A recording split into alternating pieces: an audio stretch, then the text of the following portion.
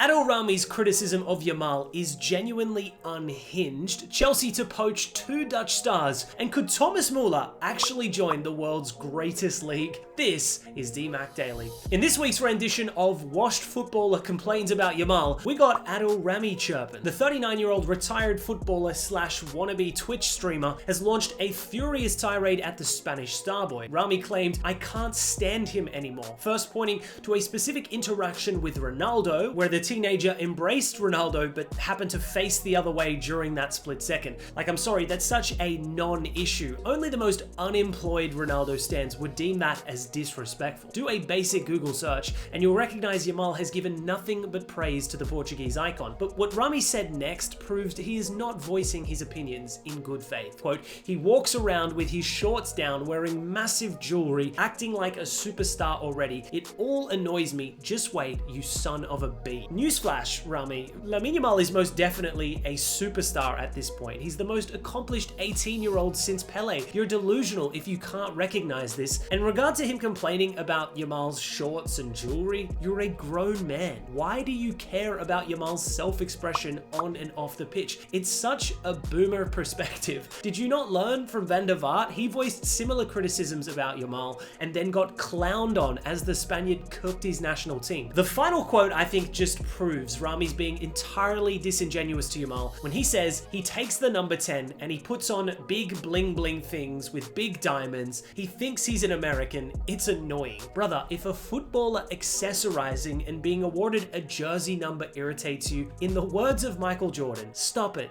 Get some help. Look, Yamal's not immune from criticism. That's not the point I'm trying to make here. My point is that Rami's criticism is at its core insincere. When he says, "Humanly speaking, I can't stand him anymore," I need you to understand that this is coming from a man who has been credibly accused of domestic abuse. Maybe Rami should try to fix his own problems before crying about an 18-year-old who has already accomplished more than he did in his entire career. And to those who say, well, Rami won a World Cup, reminder, he was the only outfield player of that France squad who didn't play a single minute at that tournament. Long story short, Rami's opinions aren't to be taken seriously. Moving to actual football news, and Chelsea really are moving like world champions right now. Despite already assembling a stacked forward line for this season, I don't think many Chelsea fans were complaining about the prospect of bringing Xavi Simons to the bridge. One of the Bundesliga's premium attackers who's highly versatile and appears keen to make the move. One could argue that it's not a priority area for Chelsea to strengthen, but Jorrel Hato on the other hand. Now this is a player that greatly improves Chelsea. Hato's been a key first team member at Ajax since he was 16. Now aged 19, he's their most valuable player at the club, was recently awarded the Johan Cruyff Talent of the Year in the Eredivisie award, and is also an important member of the national team setup too. He started his senior career as a centre-back, but has since transitioned into an all-action left fullback. His contributions, both offensively and defensively, are exemplary. In comparison to all fullbacks worldwide, he's in the 95th percentile for assists, 99th percentile for pass completion, 96th percentile for goal creating actions, 96th percentile for dribblers tackled, and 88th percentile for aerial duels won. He has the technical prowess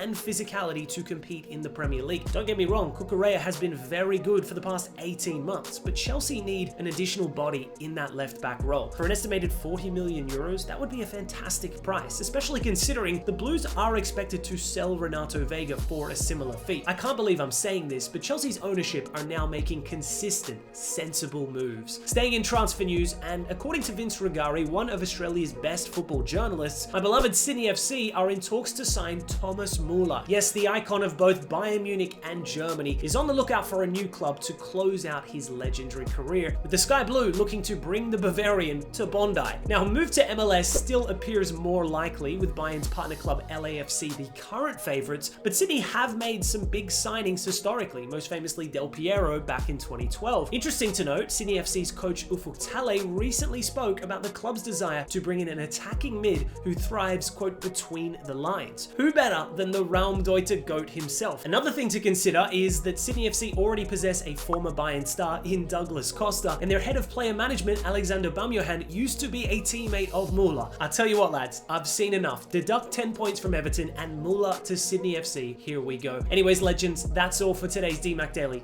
Catch you tomorrow.